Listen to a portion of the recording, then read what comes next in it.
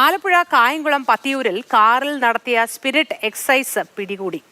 വ്യാജ മദ്യ നിർമ്മാണത്തിന് എത്തിച്ചതാണ് 374 ലിറ്റർ സ്പിരിറ്റ്. ഇയാൾ ഓടി രക്ഷപ്പെട്ടു. രഘുനാഥ് നാരായണനുണ്ട്.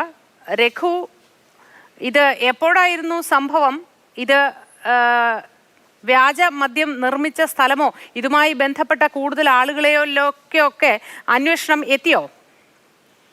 ചേരാവള്ളി സ്വദേശി സ്റ്റീഫൻ വർഗീസ് അബ്കാരി കേസുകളിൽ പ്രതിയാണ്. ഇയാൾ സ്ഥിരം ഇത്തരത്തിൽ സ്പിരിറ്റ് കടത്തുമായി ബന്ധപ്പെട്ട് അറസ്റ്റിലാവാറുണ്ട്. ഇയാൾ കഴിഞ്ഞ ന്യൂ ഇയർ ഒക്കെ ക്രിസ്മസ് ഒക്കെ ആയി ബന്ധപ്പെട്ട് എക്സൈസ് സംഘത്തിന്റെ നിരീക്ഷണത്തിലായിരുന്നു. അങ്ങനെയാണ് ഈ സ്റ്റീഫൻ വർഗീസ് സ്പിരിറ്റ് കാറിൽ കടത്തിക്കൊണ്ട് വരുന്നു എന്നുള്ളത് മനസ്സിലാക്കി എക്സൈസിന്റെ പ്രത്യേക സംഘം ഇയാളെ പിന്തുടർന്നത്. പക്ഷേ സ്റ്റീഫൻ വർഗീസ് ഓടി രക്ഷപ്പെട്ടു. എക്സൈസിനെ കണ്ടത് ഇയാളുടെ സഹായിയായ രഞ്ജിത്തിനെ അറസ്റ്റ് ചെയ്തിട്ടുണ്ട്. 370-ലധികം ലിറ്റർ സ്പിരിറ്റ് ആണ് പിടികൂടിയത്. ഇത് വ്യാജ മദ്യ നിർമ്മാണത്തിന് വേണ്ടിയാണ് ഉപയോഗിക്കുന്നത്.